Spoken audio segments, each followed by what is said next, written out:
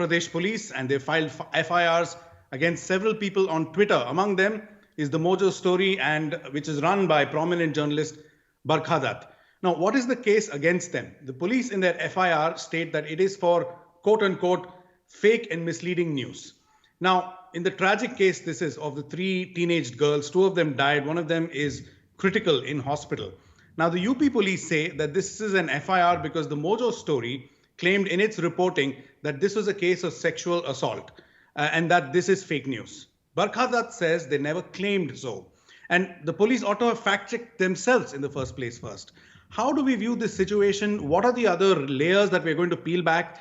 In order to understand that, let's talk to Barkha herself. She joins us. Barkha, thanks so much for joining us on Media Buddhi. Thank you for having me. Barkha, before I ask my first question, just tell me how accurate this summing up is, because there are so many contrasting reports out there. Are there any facts that you want to add or clarify or amend? Yeah, it's not accurate at all, actually, because the Mojo Story never mentioned anything at all about sexual assault. Not even once, not in a tweet, not in a comment, not in a soundbite, not in any form. What has happened is that the UP police has clubbed 8 Twitter handles together and has made a case out. Now, I don't know what the other 7 Twitter handles did. I don't monitor them. At first glance, they all seem to be activists and politicians. I didn't recognize any journalists among them. It could be, and I haven't had the time or the bandwidth to fact check the claim about them, that these handles made a case about sexual assault, but certainly I can say categorically and unequivocally that we never mentioned sexual assault at all.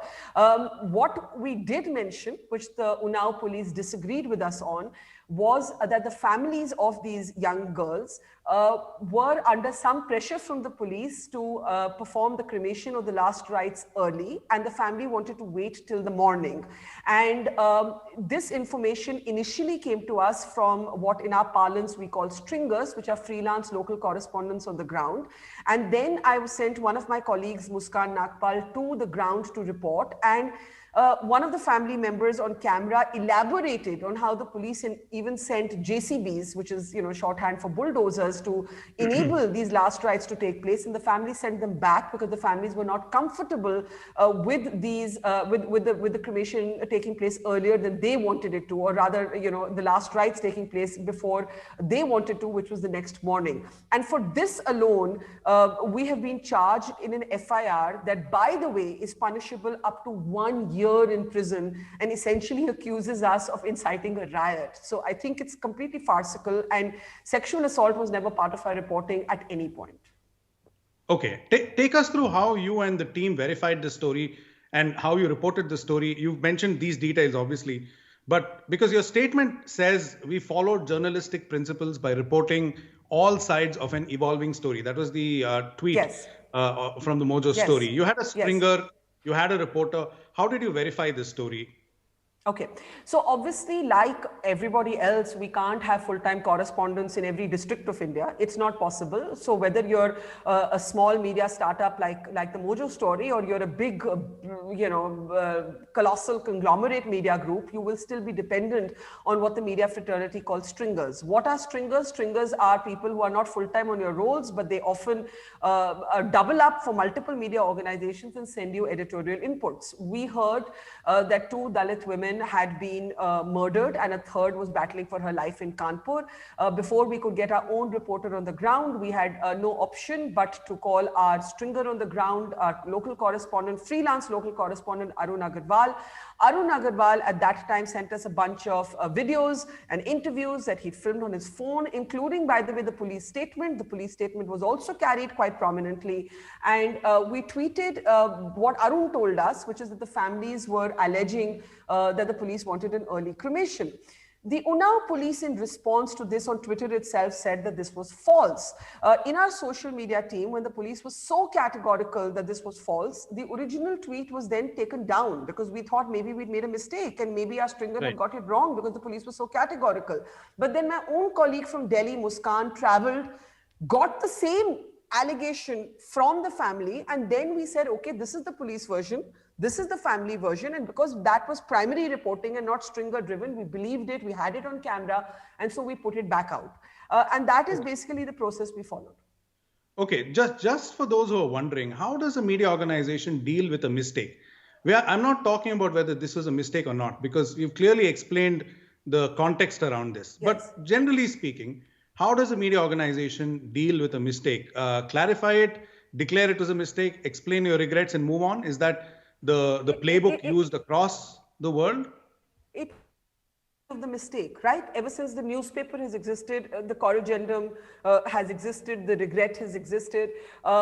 In this particular case, had we made a mistake, I would have been the first to say we made a mistake, we're sorry, it's a learning process. I'm not saying even after 25 years, I can make mistakes. We can all make mistakes, whether you're a reporter for 1 year or you're a reporter for 2 decades, because things happen sometimes very soon and you don't necessarily always make the best editorial judgment. In this particular case, I cannot see the mistake we made. If someone were to point it to us, yes, initially, maybe we felt that, okay, the police was so categorical that there was no pressure on the families and we weren't there. So maybe we had not got that right. But once we were there and the family actually said exactly that to us on camera, we knew that our job as journalists included to, both give the police version and the family's version. But to answer your question, it would depend on the scale of the mistake, right? Certain mistakes, I'm not saying journalists are above the law. Certain mistakes open us up to, if it's a very egregious error, people are entitled to sue us, right? I'm open or liable to answer for what I say about somebody else. But criminal cases, imprisonable offenses that can become excuses to basically snatch your phone, snatch your computers. There's also an IT Act section that's being used against us. This seems nothing short of intimidation. For doing what? For talking to the family of 2 young Dalit minor girls who are making an allegation that we're reporting. So I think my answer would be, it depends on the scale of the mistake. And I just don't see that mistake here. So for example, let's pick up a recent example, farmers' protests. Did some journalists make mistakes? Yes. Should there have been some sort of punitive action? Organizations decided for themselves what that punitive action should be. But should there have been sedition cases? Absolutely not. So it depends on the scale of the mistake and the scale of the response or the scale of the punishment. Yes, and in response, of course, the UP police, as you said, registered cases in section 153 of the IPC, section 66 of the IT Act, and the Digipub News India Foundation, which represents independent media, represents you, represents us, said in its statement, it's a short line, I'm going to quote it, "What is most outrageous is that this FIR is a clear and deliberate attempt at muzzling journalists and keeping them from doing their job." Yeah. Now, Barkha, you've already explained to us a little bit of how harassment works, but just tell us again, in light of this context, this line as well, why is this construed as harassment? Why would this be harassment in any journalistic enterprise, in any democracy in the world?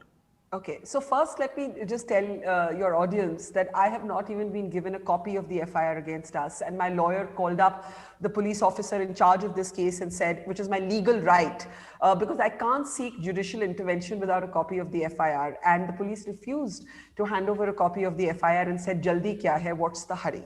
Right? So this in itself, just to drag your feet in supplying the essential documentation, because they know that once I have that documentation, I can seek whether it's anticipatory bail or any other kind of judicial intervention, and I can't do it without an official copy of the FIR. So that's